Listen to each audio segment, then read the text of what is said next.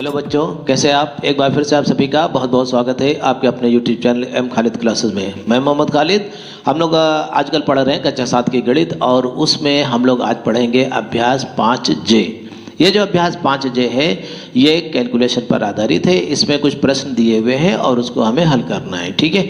तो प्रश्नों को हल करने से पहले हमें इसके कॉन्सेप्ट के बारे में अच्छे से समझ लेना चाहिए कि इस चैप्टर में क्या है, ठीक है। आइए हम लोग इस चैप्टर में क्या है इसके बारे में बात करते हैं। देखिए, इस चैप्टर में जो अवधारणा है वो समरूपता की अवधारणा समझाई गई है। किस चीज़ की? समरूपता की अवधारणा। समरूपता क्या चीज़ होती है?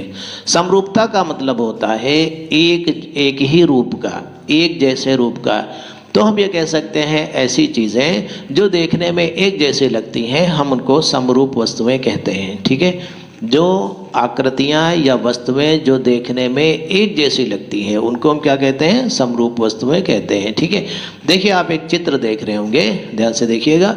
ये जो चित्र दिया हुआ है तो इसमें एक बच्चा बना हुआ है और बिल्कुल सेम उसी के जैसा एक छोटा उसी का चित्र बना हुआ है, छोटा बना हुआ है लेकिन, ठीक है।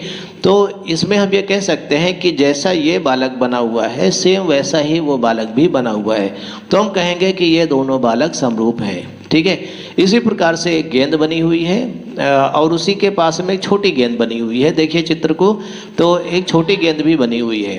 तो ये दोनों गेंदें दोनों गोल हैं, इसका मतलब दोनों एक जैसी हैं, अर्थात दोनों गेंदें समरूप हैं। इसी प्रकार से देखिए, एक कार बनी हुई है, उसी के पास में एक छोटी कार बनी हुई है। दोनों देखने में एक जैसी हैं लेकिन उनके साइज अलग अलग हैं, एक बड़ी है और एक छोटी है। इसी प्रकार से दो साइकिलें बनी हुई हैं, एक बड़ी साइकिल बनी है, एक छोटी साइकिल बनी है, ठीक है। दोनों देखने में एक जैसी हैं लेकिन उनके आकार अलग अलग हैं। लेकिन यहाँ पर अब हम इन वस्तुओं में समरूपता की बात कैसे करेंगे? हम कहेंगे कि दोनों वस्तुएं, जैसे बड़ा बालक और वह छोटा वाला जो चित्र बना हुआ है, दोनों एक जैसे हैं, अर्थात दोनों एक दूसरे के समरूप हैं। तो समरूप का मतलब क्या हुआ? समरूप का मतलब ये हुआ कि देखने में एक जैसा हो लेकिन उनके साइज छोटे बड़े हो सकते हैं। अगर जो साइज बराबर के हैं तब तो बिल्कुल समरूप हुए, तब भी समरूप है। साइज छोटे बड़े हैं तो भी समरूप हैं, ठीक है। तो उसमें क्या खास बात होनी चाहिए? हम ये कह सकते हैं कि दोनों के आकारों में अनुपात जो होता है वो समान होना चाहिए। अर्थात उसका हर एक भाग जितना बड़ा ये है, जितना साइज में छोटा होता चला जाए उसी हिसाब से वो छोटा होता चला जाए, ठीक है। अब देखिए, जैसे ये साइकिल बनी हुई है, साइकिल में जो पहिया बना हुआ है, एक पहिया इतना बड़ा है मान लो और दूसरा पहिया इतना छोटा है। अब देखिए, एक पहिया ही मान लो गायब कर दें हम साइकिल का, तो हम कहेंगे कि ये दोनों एक दूसरे के समरूप नहीं है, ठीक है। एक जैसी होनी चाहिए और उनमें जो फ़र्क आना चाहिए, जो अंतर आना चाहिए, वो एक समान रूप से आना चाहिए, ठीक है। उम्मीद है ये समरूपता की बात आपको समझ में आ गई होगी। अब देखिए, समरूप का मतलब हम अपने गणित के हिसाब से हम कैसे देखते हैं, गणित में भी हम लोगों को क्या चीज़ें समझनी है वो देखिए। जैसे एक त्रिभुज है, समझिएगा, एक त्रिभुज हमने ऐसे बनाया, ठीक है। ये त्रिभुज हमने बनाया समबाहु त्रिभुज। समबाहु त्रिभुज आप जानते हैं ABC, जिसका प्रत्येक कोण कितना होता है? 60 अंश का होता है। ये भी 60 अंश का, ये भी 60 अंश का और ये भी 60 अंश का। और हम जानते हैं कि समबाहु त्रिभुज का मतलब होता है उसकी तीनों भुजाएं बराबर होती हैं। तो समबाहु त्रिभुज में तीनों भुजाएं बराबर होती हैं और तीनों कोण भी आपस में बराबर होते हैं, ठीक है। अब अगर जो मान लेते हैं कि हमने एक बड़ा समबाहु त्रिभुज बना दिया ऐसे, ठीक है, और ये भी इसका नाम हमने रख दिया ABC, ये वाला था DEF ऐसे रख दिया। ये भी कोण 60 अंश का है, ये भी कोण 60 अंश का है और ये भी कोण 60 अंश का है, ठीक है। लेकिन इनकी भुजाएं, इसकी बड़ी है और इसकी छोटी हैं, लेकिन ये दोनों देखने में बिल्कुल एक जैसे होंगे। इसका मतलब ये दोनों त्रिभुज समरूप हैं, ठीक है। तो समरूप, अगर जो एक चीज़ और देखिए जरा, इसको हम समझाने की कोशिश करते हैं आपको। जैसे ये मान लो ऐसा एक त्रिभुज है, ठीक है, और एक त्रिभुज हमने बना दिया ऐसा, तो ये क्या समरूप है? तो देखिए, हमको लग रहा है कि ये कुछ जो है ये थोड़ा जो है ज़्यादा उठा हुआ है ये त्रिभुज, और ये जो है ये ज़्यादा छोटा है, ठीक है। अब देखिए इसको एक जैसा बनाने की कोशिश करते हैं। अगर जो हमने इसको ऐसा बना दिया तो अब हम ये कह सकते हैं कि ये देखने में एक जैसा लग रहा है लेकिन ये बड़ा है, ठीक है। तो लेकिन ये पता कैसे चलेगा कि ये बिल्कुल एक जैसा है कि नहीं? अगर जो हमें रियल में बनाना होगा तो हम इसको कैसे बनाएंगे? हम जितना ये कोण है उतना ही कोण ये रखेंगे और जितना ये कोण है उतना ही कोण ये वाला रख देंगे, बस इस लाइन को लंबी कर देंगे, ठीक है। तो ये तीसरा कोण अपने आप ही बराबर हो जाएगा, ये वाला अपने आप ही बराबर हो जाएगा। अगर जो तीनों कोणों को हम बराबर कर देते हैं तो इसका मतलब ये हुआ कि ये समरूप होगा, ये देखने में एक जैसे ही लगेंगे, अर्थात ये समरूप होंगे। तो हमारी खास बातें समझ में ये आई कि समरूपता कैसे हम पहचानेंगे। देखिए अगर जो त्रिभुज की हमें समरूपता पहचाननी है तो बहुत आसान तरीका है, उसमें तीनों कोण आपस में बराबर होने चाहिए। ये इस त्रिभुज का पहला कोण इसके पहले कोण के बराबर हो, दूसरा कोण दूसरे कोण के बराबर हो, तीसरा कोण तीसरे कोण के बराबर हो। तीनों कोण अगर जो बराबर है तो त्रिभुज जरूर ही समरूप होंगे, चाहे वे छोटे हों चाहे बड़े हों चाहे बराबर के बने हों, इससे कोई मतलब नहीं है, ठीक है। एक और ख़ास बात जो थोड़ा कम समझ में आती है वो क्या है, ये भुजाएं बराबर हों या ना हों तो भी चलेगा, लेकिन भुजाओं में अनुपात बराबर होना चाहिए। क्या अनुपात बराबर होने, क्या चीज़ बराबर होनी चाहिए? अनुपात बराबर होना चाहिए। तो हम ये कह सकते हैं कि त्रिभुज की भुजाओं में अनुपात कैसा होना चाहिए? बराबर होना चाहिए। तो दो खास बातें हमको ध्यान देनी है समरूपता के संबंध में। क्या? कि कोई दो त्रिभुज एक दूसरे के समरूप तब होंगे जब पहले त्रिभुज के प्रत्येक भुजा और दूसरे त्रिभुज के प्रत्येक भुजा का अनुपात एक जैसा हो, अर्थात उनकी भुजाओं में अनुपात समान हो, ठीक है। और दूसरी खास बात ये कि पहले त्रिभुज के तीनों कोण दूसरे त्रिभुज के तीनों कोणों के बराबर होने चाहिए, ठीक है। तो पहले त्रिभुज का प्रत्येक कोण दूसरे त्रिभुज के प्रत्येक कोण के बराबर होना चाहिए, ठीक है। तो इस प्रकार से अगर जो कोण सेम मिल रहे हैं दोनों त्रिभुजों के और भुजाओं में अनुपात भी बराबर है तो हम कहेंगे कि ये दोनों त्रिभुज एक दूसरे के समरूप हैं, ठीक है। उम्मीद है समझ में आ गया होगा। तो हम लोग अभी प्रश्नावली की शुरुआत करते हैं, जो कोई नहीं समझ में आया वो उसमें समझ में आ जाएगा, ठीक है। ये जो पहला प्रश्न दिया हुआ है इसके अनुसार ये क्या है, देखिए कह रहा है आकृति 5.50 में दो त्रिभुज ABC और PQR समरूप हैं। पहले से दे रखा है कि दोनों त्रिभुज समरूप हैं, देखिए चित्र में देख लीजिए कि ये दोनों त्रिभुज समरूप हैं। इनकी भुजाओं की लंबाइयाँ सेंटीमीटर में अंकित है, देखिए PR 3 सेंटीमीटर और QR 3 सेंटीमीटर दी है।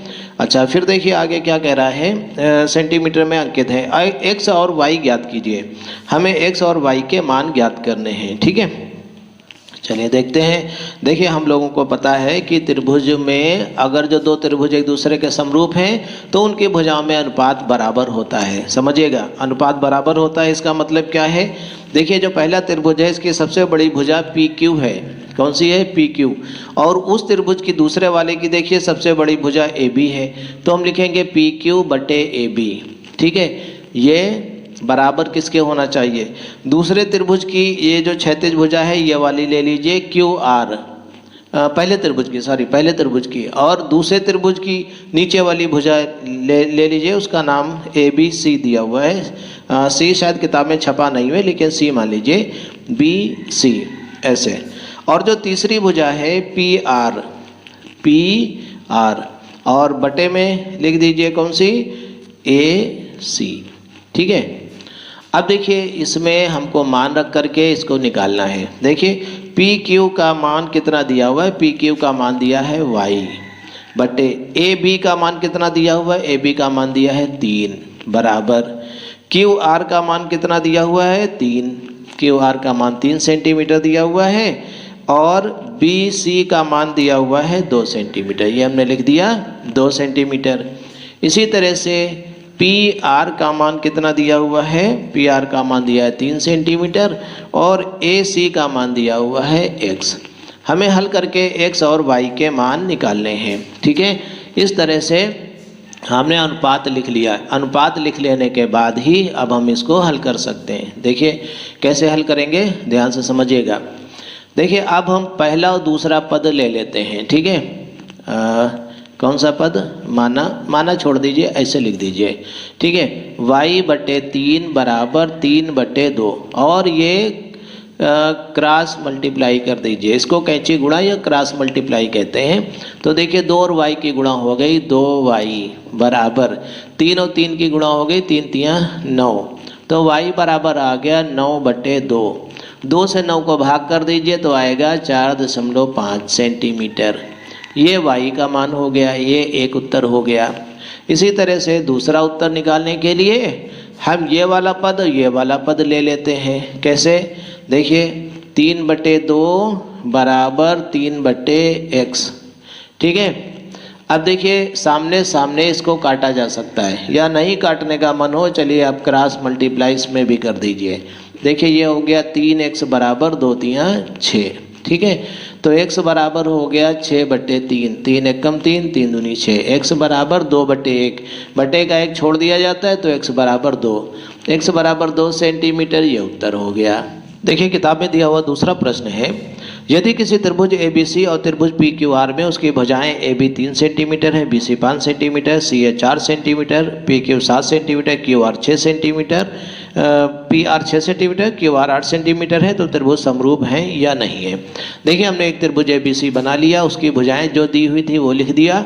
PQR त्रिभुज बना लिया, उसकी जो भुजाएं दी हुई थी वो लिख दिया। अब देखिए भुजाओं में अनुपात अगर जो बराबर होगा तो त्रिभुज समरूप होंगे, बराबर नहीं होगा तो समरूप नहीं होंगे। देखिए हमने इस त्रिभुज की पहली भुजा ले ली जो सबसे छोटी है। सबसे छोटी भुजा कौन सी हमने देखा? 3 सेंटीमीटर है। और इसमें की जो सबसे छोटी भुजा है वो है 6 सेंटीमीटर। ठीक है। तो हमने लिखा AB/PR बराबर ये आया 3/6। 3 एकम 3, 3 दूना 6 कट गया, ये 1/2 आया।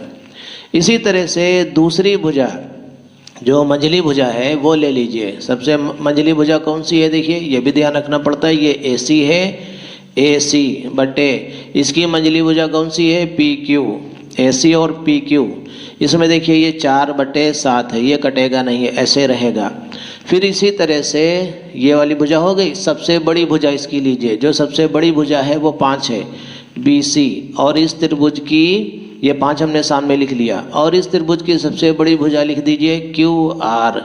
QR ये कितनी है? 8 सेंटीमीटर। तो ये भी नहीं कटेगा।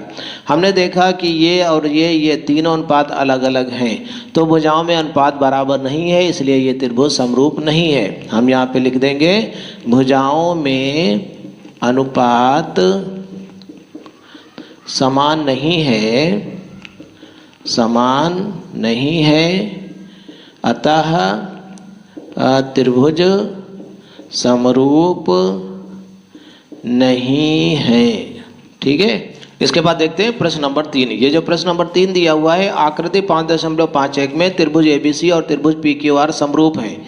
त्रिभुज PQR की शेष भुजाओं को ज्ञात कीजिए। इसमें कह रहा है त्रिभुज ABC और PQR समरूप हैं। चित्र देखिए आपको दिख रहा होगा। ये दोनों त्रिभुज समरूप दिए हुए हैं और कुछ भुजाएं दी हैं, कुछ भुजाओं को निकालना है। ठीक है। तो देखिए सबसे पहले हमको मालूम है अगर जो त्रिभुज समरूप हैं तो उसकी भुजाओं में अनुपात बराबर होगा। तो हमने सबसे पहले जो बड़ा त्रिभुज है उसकी भुजा ले ली, उसकी भुजा ले लिया AB और बटे में लिख दिया जो इस त्रिभुज की उसी के संगत भुजा है PQ। चित्र में देख लीजिए वो हमने लिख दिया AB/PQ। और फिर बड़े त्रिभुज की सबसे बड़ी भुजा जो नीचे वाली दी है, चलिए वो वाली लिख देते हैं BC। और उसके बाद नीचे वाली भुजा जो छोटे वाले त्रिभुज की है QR, वो लिख देते हैं। इसी तरह से और जो दिया हुआ है AC, बड़े त्रिभुज की भुजा लिख दिया हमने AC और छोटी त्रिभुज की उसी प्रकार से संगत भुजा लिख दी PR। ठीक है। अब देखिए जो मान दिए हुए हैं वो मान हम लिख देते हैं। AB का मान दिया है 2 सेंटीमीटर, ये लिख दिया। और PQ हमको नहीं पता है तो हमने PQ लिख दिया बराबर। BC का मान दिया हुआ है, नहीं दिया है 3 सेंटीमीटर, ये हमने लिख दिया 3 सेंटीमीटर। QR का मान दिया है 1.5, तो ये हमने 1.5 लिख दिया। ठीक है। इसी प्रकार से बराबर AC का मान दिया हुआ है 2.8 और कौन सा 2.8 AC का मान दिया हुआ है। PR का मान नहीं दिया हुआ है, वो हमको निकालना है। तो इसमें दो भुजाएं अज्ञात हैं PQ और PR, इसकी वैल्यू हमको निकालनी है कि क्या होगी। तो देखिए PQ और PR का मान निकालने के लिए हमने क्या किया, पहला पद और दूसरा पद इन दोनों पदों को ले लिया। देखिए हमने लिखा 2/3 पी क्यू बराबर 3/1.5। अगर जो हम इसका दशमलव हटा देंगे तो ऊपर 0 बढ़ जाएगा, ठीक है। 15 एकम 15, 15 दूना 30 कट गया, तो ये कितना आया 2/PQ बराबर 2/1, ठीक है। अब कैंची गुणा कर दीजिए। देखिए यहाँ पे हल किए दे रहे हैं, नीचे शायद वीडियो में ना दिखे आपको।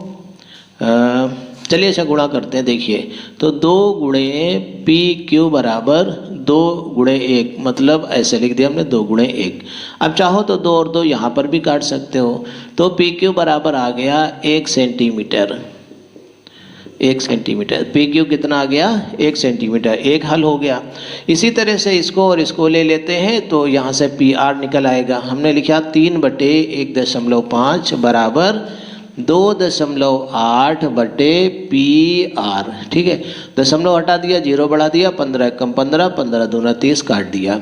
कैंची गुणा करिए तो 2 गुणे PR बराबर 2.8, तो 2 कहाँ जाएगा, इसके नीचे चला जाएगा। PR बराबर 2.8/2, तो PR बराबर 2 से इसको भाग कर दीजिए 1.4, तो PR आ गया 1.4 सेंटीमीटर।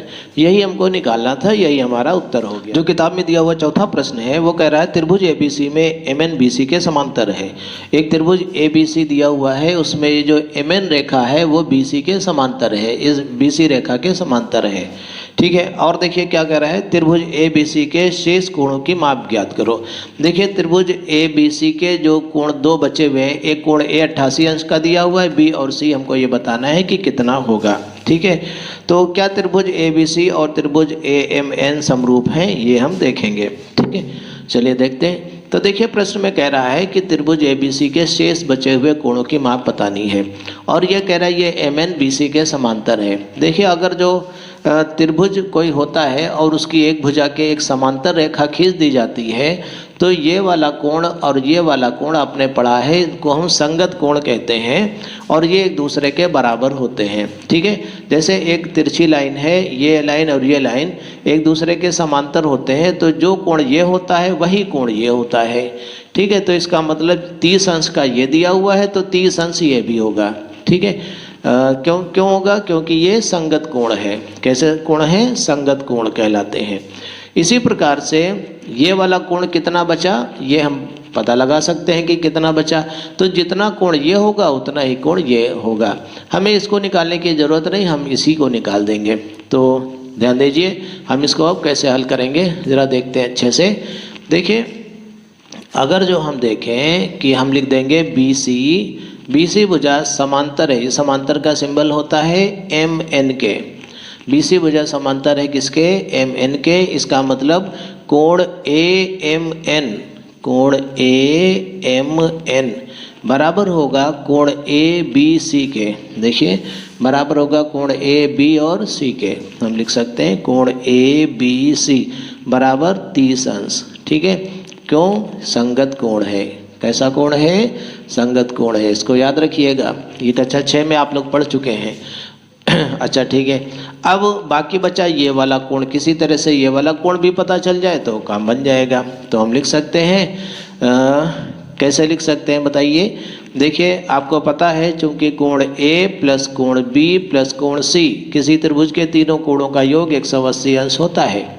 तो कोण A हमको मालूम है कितना है 88 अंश, और प्लस कोण B पता है हमको कितना है 30 अंश, और प्लस कोण C बचा वो कितना होगा अभी पता चल जाएगा।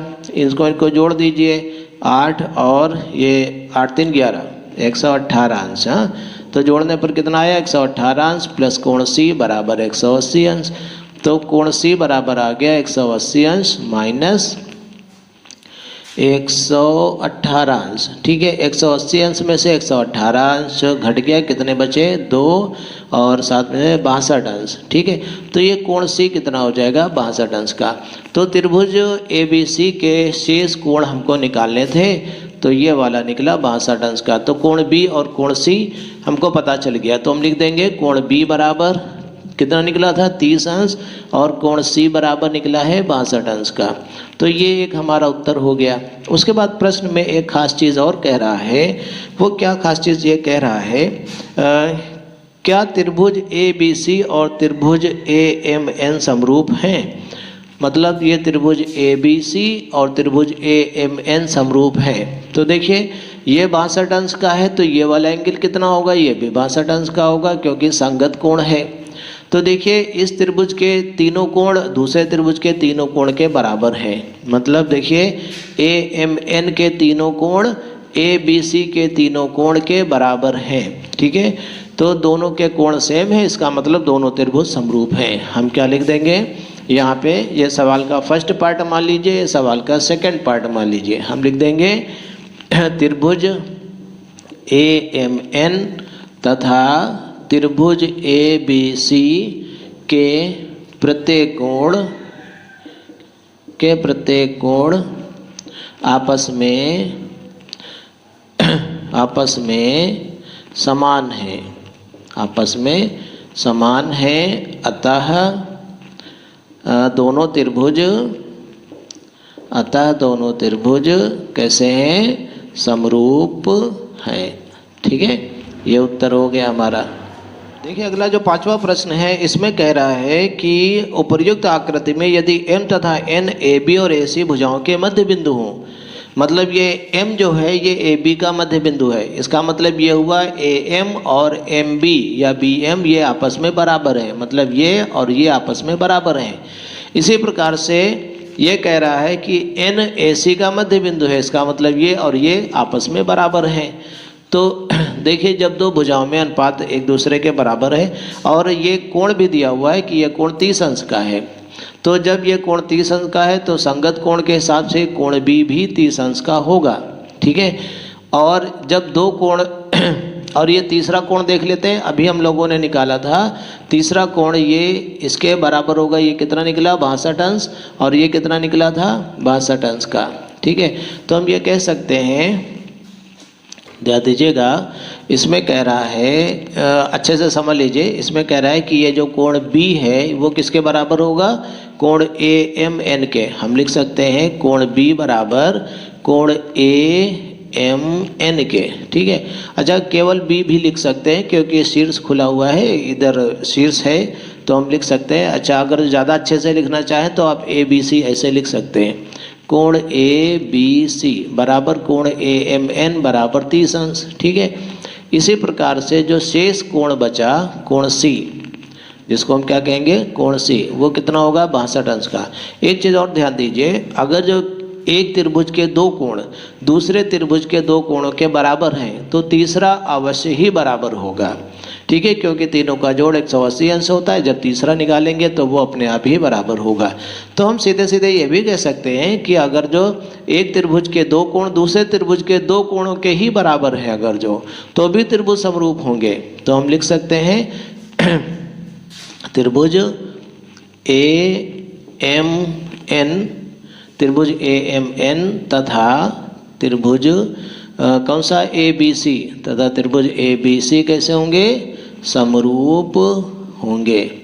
और जब समरूप होंगे तो दोनों के भुजाओं में अनुपात बराबर होगा। हम क्या लिख सकते हैं? पहला त्रिभुज देखो ए एम लिखा था, तो हम लिख सकते हैं ए एम बटे ए बी, ए एम बटे ए बी बराबर किसके? उधर वाली भुजा ले लो, ए एन बटे ए सी। ठीक है, बराबर नीचे वाली भुजा ले लो, एम एन बटे बी सी। देखो ए एम और ए बी में क्या संबंध है समझिएगा, ए एम और ए बी में क्या संबंध है। ये जो ए एम और एम और बी है ये दोनों बराबर हैं क्योंकि एम मध्य बिंदु है। कैसा बिंदु है? मध्य बिंदु है। और जब ये मध्य बिंदु है तो इसका मतलब ये हुआ कि ए एम और एम बी आपस में बराबर हुआ। ठीक है, तो इसका मतलब क्या हुआ कि ए बी जो होगा ए एम का डबल होगा। ठीक है, ए बी किसका? ए एम का डबल होगा। तो हम लिख सकते हैं ए एम बटे ए बी की जगह पर लिख सकते हैं 2am। क्या लिख सकते हैं? 2am। इसी तरह से ये जो ए एन है इसको ऐसे लिखा रहने दो ए एन को, और ये जो ए सी है ए सी इसको हम लिख सकते हैं 2an, मतलब ए एन का डबल होगा पूरा ए सी। ठीक है, तो हम लिख सकते हैं 2AN बराबर MN/BC। इसको जैसे लिखा है वैसे लिखा रहने दीजिए। ये और ये कट गया, ये और ये कट गया, एक बार में कट गया, तो हम लिख सकते हैं 1/2 बराबर 1/2 बराबर MN/BC। और हमको निकालना क्या था प्रश्न में, देखिए हमें क्या ज्ञात करना था, BC और MN का अनुपात ज्ञात करो। हमें BC और MN का अनुपात निकालना था, तो हमने क्या लिखा, देखिए 1/2 ऐसे लिख दीजिए बराबर MN/BC। ये और ये वाला पद ले लीजिए। अब देखिए क्या करिए, अनुपात लिखना था हमें BC और MN का, तो BC वाला पहले लिखेंगे, BC अनुपात MN बाद में लिखेंगे। BC के सामने 2 है इसलिए 2 पहले लिखेंगे, अनुपात 1 ऐसे लिख देंगे। ये हमारा उत्तर हो गया। ये जो प्रश्न नंबर 6 है इसमें कह रहा है 2 समांतर रेखाखंड AB और CD खींचिए। देखिए हमने 2 समांतर रेखाखंड जो प्रश्न में दिया हुआ है इस तरह से रेखाखंड खींच दिए। एक का नाम रख दिया AB और एक का नाम रख दिया CD। ठीक है, 2 समांतर रेखाखंड AB और CD खींचिए। A को D से और B को C से मिलाइए। A को D से मिला दिया और B को C से मिला दिया। ठीक है, इस तरह से हमने मिला दिया। मान लीजिए कि वे एक दूसरे को बिंदु O पर काटती हैं। ये जो कटान बिंदु है ये हमने बिंदु O मान लिया। ठीक है, फिर क्या कह रहा है, क्या त्रिभुज OAB मतलब ये वाला त्रिभुज और त्रिभुज ODC ये वाला त्रिभुज, ये जो 2 त्रिभुज बने क्या ये दोनों समरूप होंगे, ये पूछ रहा है। तो समरूप होने के लिए क्या शर्त है, 2 त्रिभुज समरूप तब होंगे जब उनके भुजाओं में अनुपात बराबर हो और उनका एक त्रिभुज के सभी कोण दूसरे त्रिभुज के सभी कोणों के बराबर हो। अगर जो हम ये सिद्ध कर देते हैं कि इसके कोण आपस में बराबर हैं तो ये दोनों एक दूसरे के समरूप मान लिए जाएंगे। ठीक है, तो इसको सिद्ध करने के लिए हमने क्या किया, देखिए समझिए, क्योंकि ये रेखा एक समांतर रेखा है और ये तिर्यक रेखा है। ठीक है, ये AB और CD कैसी रेखाएं हैं, समांतर रेखाएं हैं। हम लिख सकते हैं AB समांतर है किसके, CD के। AB और CD एक दूसरे के कैसे हैं, समांतर हैं। देखिए समांतर का निशान होता है, इसे 2 खड़ी लाइनें खींच देते हैं तो समांतर पढ़ा जाता है। AB और CD एक दूसरे के समांतर हैं। ठीक है, और ये जो AD है ये कैसी रेखा है, तिरछी रेखा है, तिर्यक रेखा है। तो आपने पढ़ रखा है अगर जो 2 समांतर रेखाएं ऐसी होती हैं, एक तिर्यक रेखा उनको इस तरह से काटती है तो ये वाला कोण इस कोण के बराबर होता है।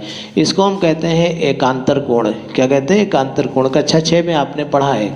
तो इस आधार पर देखिए हम ये कह सकते हैं कि ये वाला कोण इस कोण के बराबर होगा। हम कह सकते हैं कोण BAO।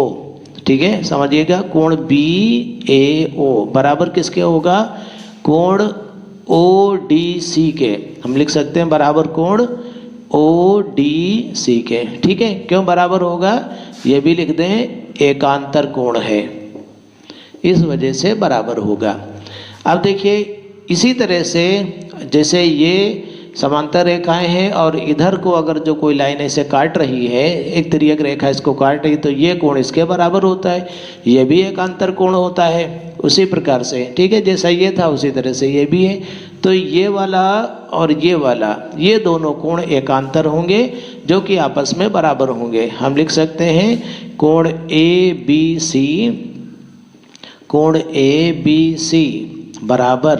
बराबर किसके होगा, कोण DCO के। कोण DCO के क्यों बराबर है, क्योंकि एकांतर कोण है, एकांतर कोण है। देखिए इस त्रिभुज के 2 कोण इस त्रिभुज के 2 कोणों के बराबर हैं। अब बचा तीसरा कोण। तीसरा कोण देखो ये वाला और ये वाला, ये दोनों भी आपस में बराबर होंगे। ये क्यों बराबर होंगे जरा समझिए। इसमें हम चाहें तो 3 निशान ऐसे लगा सकते हैं, ऐसे। ठीक है, तीसरा कोण शो करने के लिए, वरना एक ही लगा रहने दो तो भी चलेगा। ठीक है, तो ये कोण इस कोण के बराबर है। क्यों बराबर होगा, ध्यान दीजिए, 2 रेखाएं एक दूसरे को अगर जो काटती हैं तो ये कोण इसके बराबर होगा। इसको हम कहते हैं शीर्षाभिमुख कोण। कौन सा कोण, शीर्षाभिमुख कोण, इसलिए ये बराबर होंगे। हम लिख सकते हैं कोण AOB बराबर कोण किसके, COD के। बराबर कोण COD के। क्यों बराबर हैं? सम्मुख कोण या शीर्षाभिमुख कोण इसका नाम होता है, शीर्षाभिमुख कोण, इस वजह से बराबर है। ठीक है, तो त्रिभुज AOB के सभी कोण त्रिभुज COD के सभी कोणों के बराबर हैं। तो हम लिख सकते हैं दोनों त्रिभुजों के कोण समान हैं, मतलब एक जैसे हैं, समान हैं, अतः दोनों समरूप हैं। ठीक है, देखिए इसके बाद क्वेश्चन नंबर 7 देखते हैं। ये कह रहा है क्या आकृति, ये जो चित्र में आकृतियां दी हुई हैं, त्रिभुज ABC और त्रिभुज PQR समरूप हैं? यदि हाँ तो कारण बताइए। देखिए दो आकृतियां दी है, एक त्रिभुज ABC दिया हुआ है, इसके कोण एक x है, दूसरा z है। दूसरा त्रिभुज PQR है, इसका एक कोण x है, दूसरा z है। तो ये कह रहा है क्या ये दोनों त्रिभुज समरूप होंगे? तो बिल्कुल समरूप होंगे। अगर जो दो कोण आपस में बराबर हैं तो तीसरा जरूर बराबर होगा। ठीक है, अब इसको आप चाहें तो शो करके दिखा भी सकते हैं और नहीं चाहें तो डायरेक्ट लिख दीजिए। हम लिख सकते हैं कि दोनों त्रिभुजों के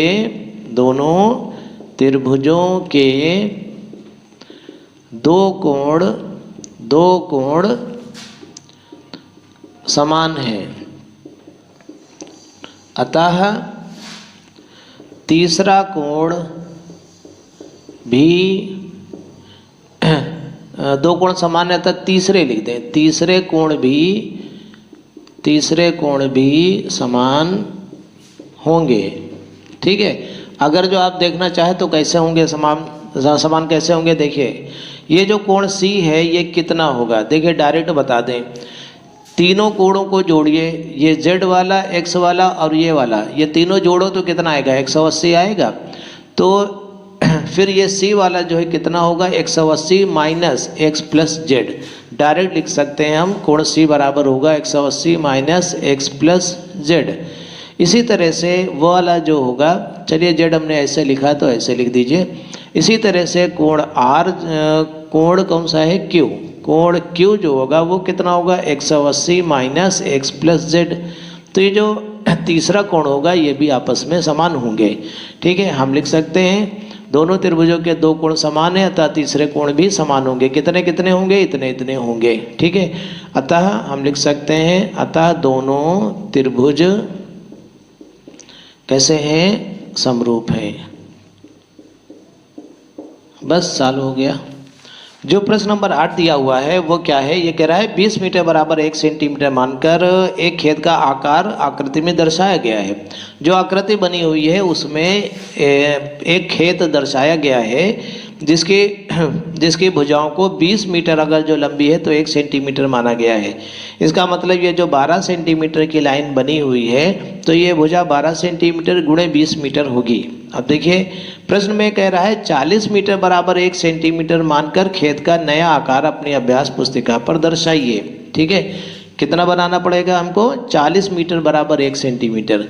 देखिए हमने जब 20 मीटर बराबर 1 सेंटीमीटर माना था, ठीक है, 20 मीटर बराबर 1 सेंटीमीटर मानने पर भुजाएं कितनी आई थी? भुजाएं 12 सेंटीमीटर, 5 सेंटीमीटर, 13 सेंटीमीटर आती हैं। ठीक है, अतः 40 मीटर बराबर 1 सेंटीमीटर मानने पर ठीक है। देखो 20 मीटर बराबर 1 सेंटीमीटर माना तो इसमें 20 मीटर और 40 मीटर में डबल का अंतर है। ठीक है, ये इसकी जस्ट डबल है। इसका मतलब जब 40 मीटर लंबाई को आप 1 सेंटीमीटर मानेंगे तो पहले से छोटा त्रिभुज बनेगा। तो मानने पर भुजाएं कितनी हो जाएंगी? जो 12 सेंटीमीटर थी वो आ जाएगी गुणे 1/2, उसकी आधी रह जाएगी। तो 1 सेंटीमीटर 12 सेंटीमीटर की आधी कितनी हो जाएगी? 6 सेंटीमीटर। और दूसरी हो जाएगी 5 सेंटीमीटर की आधी कितनी रह जाएगी? 2.5 सेंटीमीटर। और जो 13 सेंटीमीटर थी उसकी आधी हो जाएगी वो हो जाएगी 6.5 सेंटीमीटर। तो इस नाप से हमको एक त्रिभुज बनाना होगा। तो इसको बनाने के लिए हम क्या करेंगे, सबसे पहले एक जो है रेखा खींच लेंगे 6 सेंटीमीटर की, ठीक है। और प्रकार में 2.5 दूरी भर करके यहाँ से एक चाप लगाएं, चाप इधर लगा करके इसको बना देंगे, ठीक है। तो इस प्रकार से आपका एक त्रिभुज वैसा ही तैयार हो जाएगा। 6.5 सेंटीमीटर आप लिख देंगे, लेकिन उससे छोटा बनेगा ये, ठीक है, उसकी आधी माप का बनेगा। इस प्रकार हम लोगों ने पूरी प्रश्नावली को कंप्लीट कर लिया है। बहुत जल्दी हम आपको अगले वीडियो में मिलेंगे, ठीक है। तब तक के लिए गुड बाय।